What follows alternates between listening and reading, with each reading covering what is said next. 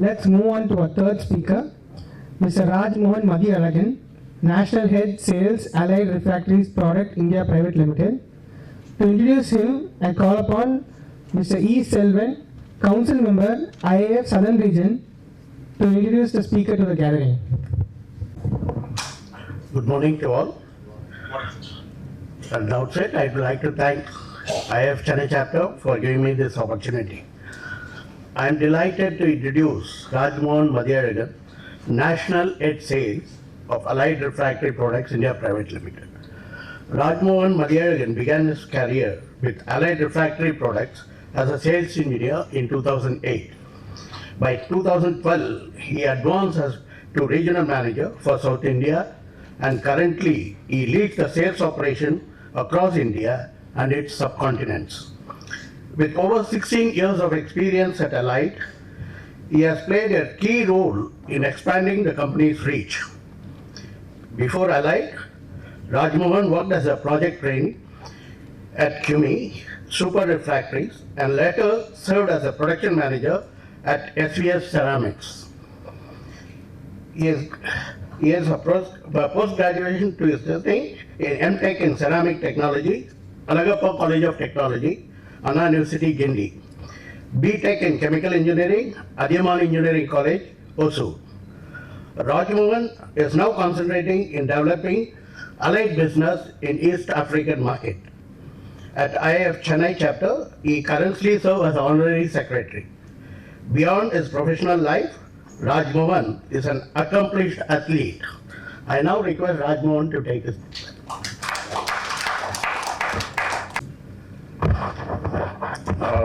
Good morning, gentlemen, actually, and thank you, Selvam sir, for a nice introduction.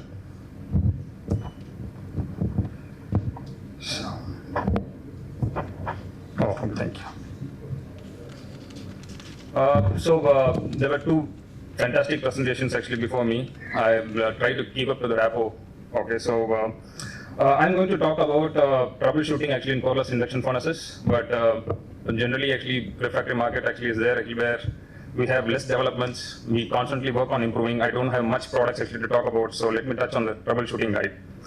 So Allied Refractory Products is a wholly subsidiary unit of Allied Mineral Products in USA.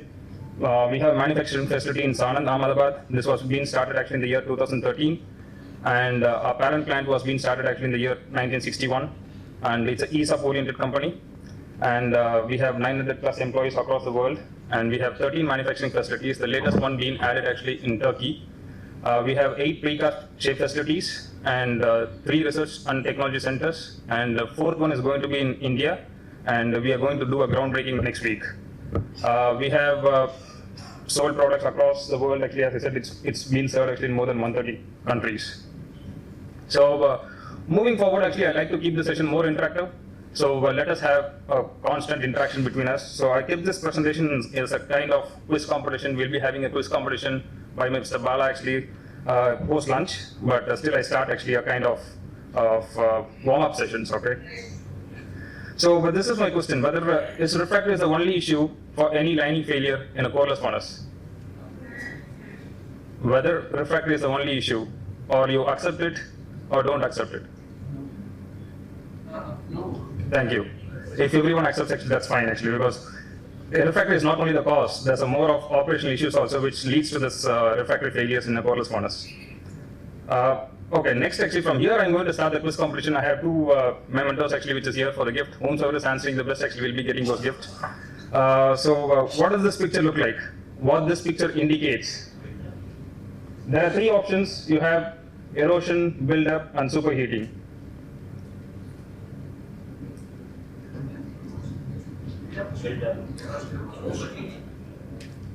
Right answers please. Sir, Prem sir, actually you are veteran, so I can't give you the gift sir actually. Please, someone from shop floor can do that sir actually, okay?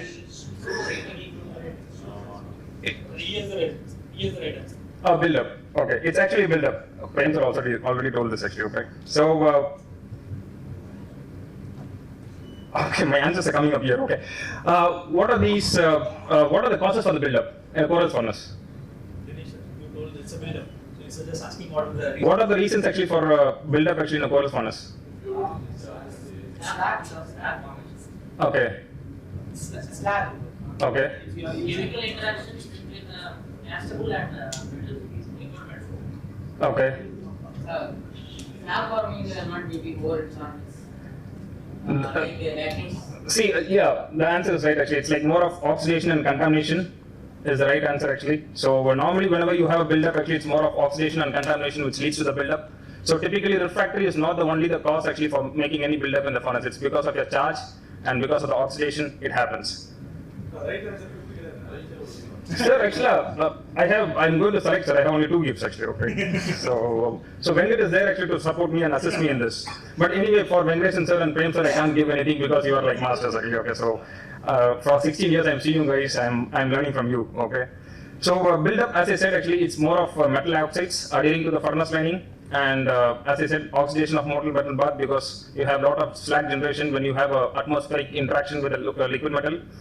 So slag formation happens, and that slag actually stripped to the main working lining. And then whatever contaminants you have in the charge, so that also adheres to the main working lining. So coming to the next one, what does this picture represent actually in the lining? So what causes erosion actually? What are the 2 major types of erosion in the furnace? You have either these are the answers. You can select one. Thermal and chemical, chemical and mechanical, mechanical and thermal. Which is the right answer? Thermal and chemical. It's not the right answer. Chemical and mechanical is the right answer actually. Okay. More of chemical oriented and mechanical oriented erosion happens. So. Okay, what are the process of the following can lead to the chemical erosion in refractory lining? Slag, metal stirring, metal chemistry, charge of the liquid metal. What causes chemical erosion in a refractory lining? There may be multiple answers. There are multiple answers also. Okay. We have limited time, so I'm going to move forward actually. So, no. Metal stirring and charging of liquid. All these things comes into chemical erosion actually. All the 4 answers are right answers. Your slag chemistry also affects, your metal stirring also affects, your metal chemistry affects, your charge inside the liquid metal also affects. So what causes actually mechanical erosion in the refractory lining? Charge impact, Okay. metal stirring,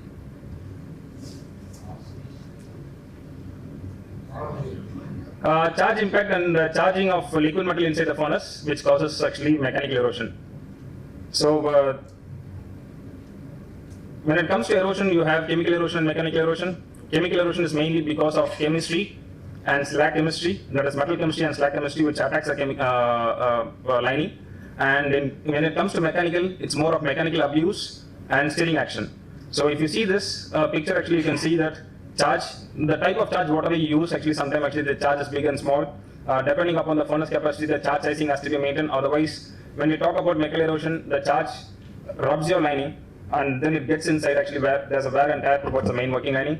And when it comes to refractory washing, we talk about whenever morning also, like a few minutes back, Varadhan sir was saying that actually they used to pump the liquid metal, whatever is in the ladle actually inside the furnace back. So whenever you're going to return the metal inside the furnace back, it has to be poured actually exactly in the middle without touching your refractory lining.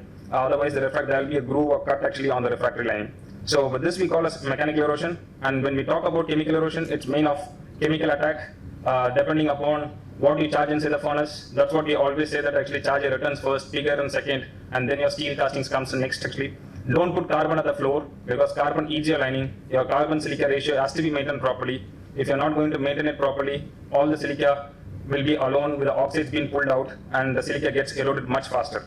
So wherever you're going to add the local alloy additions or carbons, it has to be very, you have to do it above 1/3 of the liquid metal to avoid any elephant foot erosion.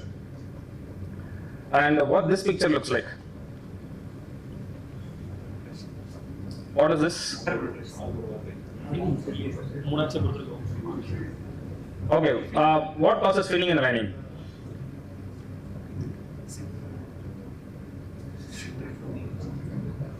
What are these causes actually filling in the lining?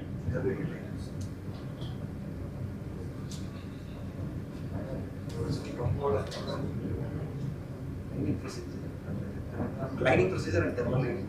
Proper course. There are multiple answers. C, D, and E. C, D, and E.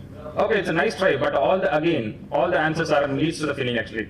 Okay, so here you can see filling is almost a cracking. Whenever you have a cracking in the lining, metal tries to penetrate. You have three types of cracking. One is horizontal, vertical, and random. Random is mainly because of a mechanical abuse. That's again, if you charge the furnace actually a little bit on a heavy castings, so your mechanical abuse causes, and then that's what I said. It's because of charging procedure. And when it comes to vertical, it's due to thermal shock. And when it comes to horizontal, there are two things. One is lamination, which is because when you fork and compact, you have to again scratch the lining, add the material. So if you're not going to do it, actually, there will be a crack and metal penetration happens. And in case of lining hang-up, this is what I called about improper coil grout. Because if a coil grout is not proper, the lining expands actually when it's heated up. When it being contracts, it does not contract, leading to a hang-up in the lining and causes a issue to the lining, making a horizontal crack. So typically speaking, vertical cracks can be sealed up with a proper cold start procedure. Horizontal cracks can't be done, and normally whenever horizontal cracks, we try to patch up for a bit, but it is not going to sustain for a long time. So vertical cracks, normally thermal cracks, if you follow a proper cold start procedure, that can be easily sealed up. So that's what we always talk about, a typical cold start procedure, where you have to heat the lining a little bit fast, but you have to soak the lining before the liquid metal is formed, at least for an hour, so that the expansion happens and cracks get sealed up. So this is one way of doing a cooling practice in a coreless furnace. Typically, a regular practice is actually whenever we are going to shut down the furnace, we keep the furnace open, shut it out actually. You might be having a small one or two cracks, but those cracks will be deep enough, which will be hard enough to seal up during a cold start. But when you go for this kind of rapid cooling, you will be having multiple cracks, but those cracks are very, very fine enough, so that actually it will be easy for sealing up when you're going to do the cold start procedure. So this is where we put up, you can see this pipeline where the air is being blown in, and then the air circulates in the other way, so that actually it's a way of rapid cooling. Otherwise you can use a fan also. But typically whenever you go for a rapid cooling procedure, you have to, if you see the red circles that have been indicated, please try to knock down the slag which is connecting between the spout and the working lining, so that actually the lining expands and the lining contracts easily, and so that there's no hang up actually in that particular section. If you're not going to do that, even in spite actually if your grout is going to be smooth enough, but that causes a hang up in the lining, causing a stress to the lining and leading to a horizontal crack. So this is what I told. Coming to the next thing, actually what this picture looks like. What is this issue in the lining? This is a common thing which I've seen in many of the foundries. Saturation. Okay, saturation. What causes saturation?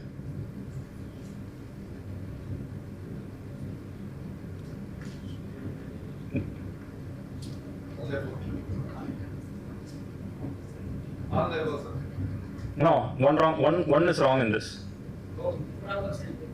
Okay. See, there are two things: improper sintering, where the metal is being where the lining is being exposed actually to the metal before the sintering is being done, and then you have a low density also. If the lining is not being, if you have more porosity, if the lining is not being sintered properly, if you have more, again it acts like a sponge, pulling out the slag inside. So those two are the right answers. So again here we have metal and non-metal. When it comes to metal, you have low density. When it comes to non-metal, again low density is there. When I talked about actually mortal metal exposure, that's what we talk about, following a right procedure for the sintering practice using a thermocouples. We have a cycle for silica, we have a cycle for steel. So we try to follow that cycle with the thermocouple rather than following the kilowatt basis, so that the refractory does understand only temperature, not the kilowatts. So the sintering should be proper, so that if the hot phase formation is formed properly, your slag or early attack of slag towards the main working lining will not be there, so that you can avoid the saturation. So saturation is not like happening in one single night or one single heat kind of stuff. It's a process which goes on. So for an example, if you see this picture, you can see the black spot which has been almost traveled towards the coal face. So it slowly gets inside the lining. As I said, like a honeycomb, the lining looks like a honeycomb without a proper centering. So it pulls out the slag inside, and as soon as the EM flux is keep on generating over the lining, it travels towards the coal face, and it goes actually all the way to the back. In some cases, you can see a black spot at the coal face, not on the hot face. It's because of the carbon saturation. So typically, whenever you use oil borings or oil scrap kind of stuff, you can see that kind of that picture. I'm not placed it here. The thing is, you can see a black spot on the coal face. That is typically a carbon. If you're going to pull out that sample and put it in a muffle furnace and take it to 1200 degrees Celsius, the carbon evaporates. That indicates the carbon attack, and that also creates GLD in the working lining. So this is the thing. This has been already I explained you. So what this picture indicates? This is again a spin sample. Okay, so what causes superheating in the furnace? These are the answers. So there are some answers here. Poor temperature and erosion, trapped metal and poor centering, bridging, trapped metal and poor temperature control, trapped metal and improper lining procedures. Who said C? Okay, C is the right answer actually. All the three comes in. Bridging, trapped metal and poor temperature control. All these are the three factors actually which causes superheating. So this superheating, it comes to bridging. Bridging, when we talk about bridging, if you have improper deslagging procedures, the slag gets accumulated, and when you back charge the furnace, the charge does not get in contact with the liquid metal, and there's a big bridge being formed. So the operator will not be knowing what is happening underneath actually the bridge. So he keeps on trying to push the charge inside, but still actually he is going to superheat the liquid metal by giving a high power. So due to that, actually you will be having a metal refractory silica, for an example. It melts at 1650 degrees Celsius once you cross 1650 degrees Celsius. So once you touch 1720, 1710, it typically becomes into a glass. So immediately once it becomes into a glass, you will be having a runout kind of structure. And when you're thermal cycling, it cracks a lot, and then you can't seal it up. So typically it has not been visible. Once you break the lining, you can see the pictures as like I showed in the past. So this is what I'm talking about, bridge. And then high temperature bath, again, like once you have bridge, you can't find actually, you can't see the temperature. And typically even without bridging also, there are people who does not care for the temperature, then they rise the temperature by switching on the furnace actually with full power. That's what we talk about, lack on temperature control. So what this picture indicates, this is again issue in a coreless furnace.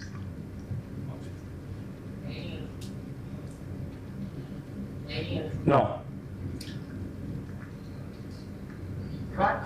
No. After the slab formation and break that lining. It is not the case. This is spalling. Actually, the picture indicated spalling. So, what does the term spalling refer to? Anyone know spalling? What a spalling is? So, spalling in refractories refer to breaking or cracking or flaking of the hot phase, typically. For an example, nowadays we are using a lot of castables for the ladles. We use pandishers, we use pressure pores, we use channel furnaces. All these have been lined with the castables. So, you add water to the castable, 6 to 8% water, or 4.5 to 8% water actually you add to it. You mix it with water, you pour it in, and you have to have a proper dry out cycle. If you're not going to follow that, actually, you can find these kind of if you see the last picture, that's a big channel furnace where you can find a big spal because the steam tries to push the lining out, so that actually you can see a big spal over there. And these are in coreless furnaces. Typically, when I said like rapid cooling procedures in the initial slides, so if you're going to point those air towards the working lining, you will be having a differential in the temperature, and there's a sudden cooling being happening to that particular spot where the refractory tries to pop out.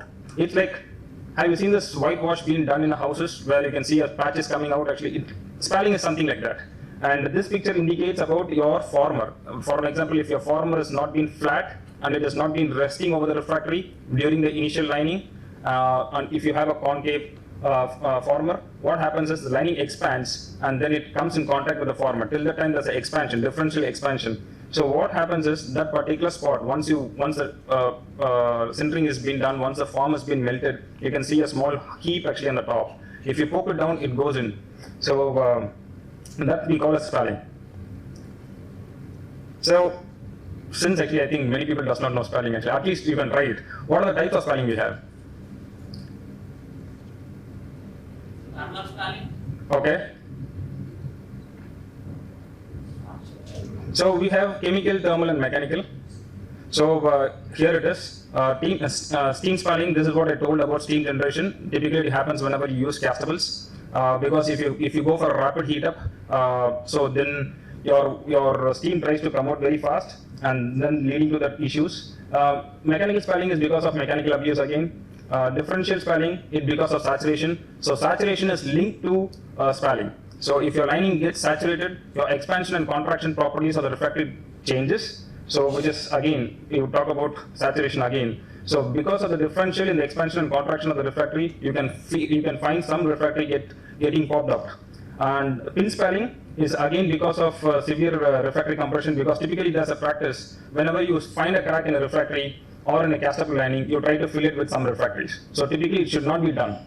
Okay, because what happens is, once you put a different product inside, your sintered lining is there, now you have a fresh lining over there, so it does not allow the lining to contract, and it tries to have a different expansion properties, so it tries to pull the refractory more, leading to a crack and spal. So thermal spalling, again, it's because of the rapid temperature change, like what I talked about, cooling the lining and so on, so cases.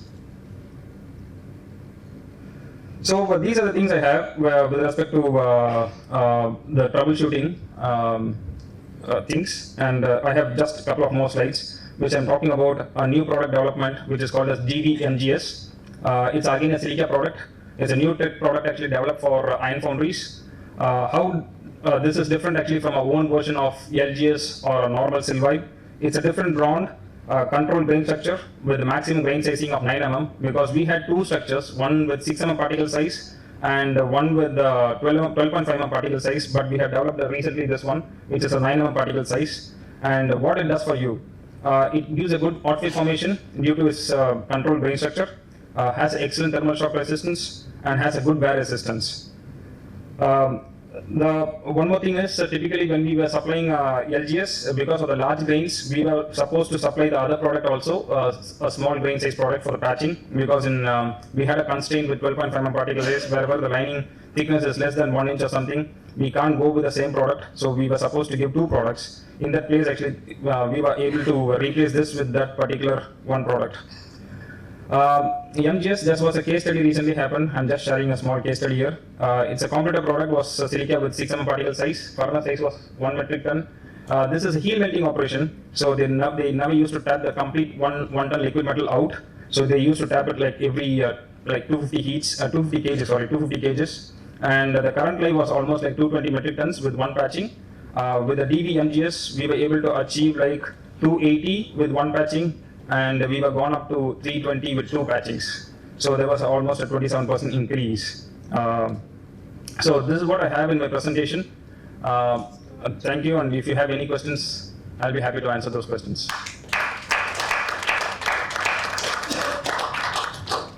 Ashok from Nicast.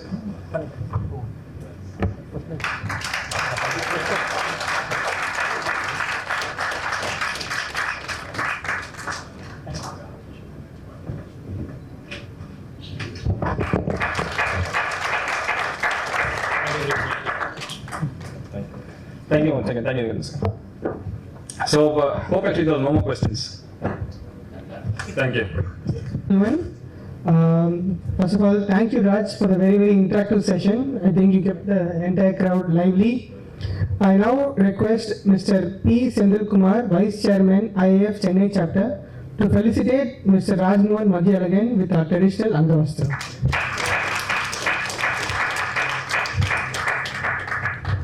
I also call upon Mr. K. Balasubramanian, past Chairman, IAF Southern Region, to present Mr. Rajmohan with a memento.